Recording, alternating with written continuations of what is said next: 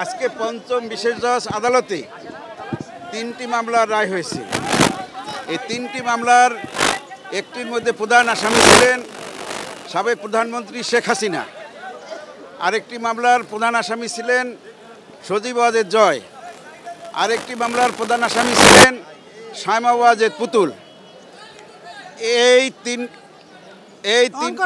এই তিনটি মামলায় মাননীয় বিশেষ জজ ৫ আদালত বিভিন্ন মেয়াদে বিভিন্ন আসামিদেরকে সাজা প্রদান করেছেন।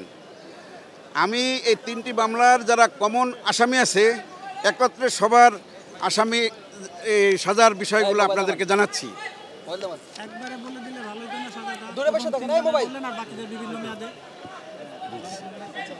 নায়াসিনামাইড ও স্যালিসাইলিক সমৃদ্ধ লিলি ফেস ওয়াশ যা ফেসের ডেড স্কিন সেল দূর করে দেয় দ্বিগুণ ফাস্টার ব্রাইটেনিং।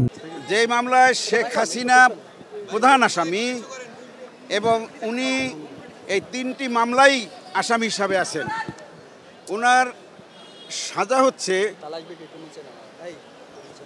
7 বছর করে 3 সাতা 21 বছর এবং ওনার জরিমানা হচ্ছে 3 লক্ষ টাকা, 1 লক্ষ টাকা করে 3 লক্ষ টাকা,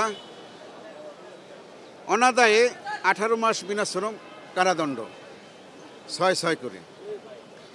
শায়মা ওয়াজেদ পুতুল যে মামলার প্রধান আসামি তার সাজা হচ্ছে 5 বছর। উনি একটি মামলারই আসামি, তাই ওনার সাজার মেয়াদ 5 বছরই।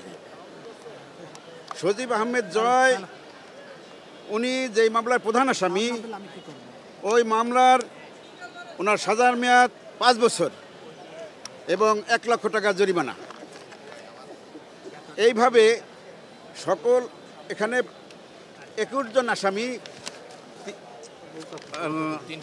3টি মামলায় 21 জন আসামির বিভিন্ন মেয়াদে সাজা হয়েছে। যারা এই 3টি মামলায় কমন আসামি আছেন তাদের সাজা ওইভাবেই ক্রমান্বয়ে, যার প্রথম মামলায় সাজা যদি 3 বছর হয়ে থাকে পরবর্তী 2 মামলা 3 বছর ধারাবাহিকভাবে খাটবে, একত্রে না, ক্রমান্বয়ে আলাদা আলাদা সাজা। আপনি পর্যবেক্ষণে আদালত কি বলেছেন এবং এই সকল পর্যবেক্ষণ বাস্তবায়নের জন্য কোনো নির্দেশনা দিয়েছেন কিনা? আদালত তার রায়ের মধ্যে সংক্ষিপ্ত একটি পর্যবেক্ষণ প্রদান করেছেন। সেই পর্যবেক্ষণে উনি উল্লেখ করেছেন যে একজন দেশের প্রধানমন্ত্রী যে তথ্য গোপন করতে পারে, মিথ্যা হলফনামা দিতে পারে, এটা তার কাছে বিশ্বাসযোগ্য হয় নাই।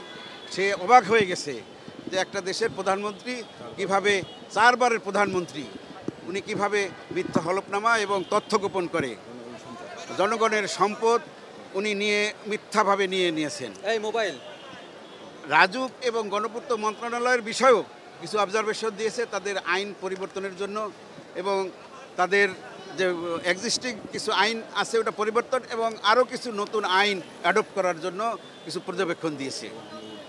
কেউ আইনের ঊর্ধ্বে নয় এবং রাজুকের যে প্লট বরাদ্দের বিষয় যে বিধিবিধান তার সাপেক্ষে উন্মুক্ত পদ্ধতিতে ডিজিটাল পদ্ধতির মাধ্যমে এবং সরাসরি প্রকাশ্য মিডিয়ায় আনয়ন করে প্লট বরাদ্দের জন্য এই লটারি সিস্টেমটা করার জন্য একটা পর্যবেক্ষণ দিয়েছেন।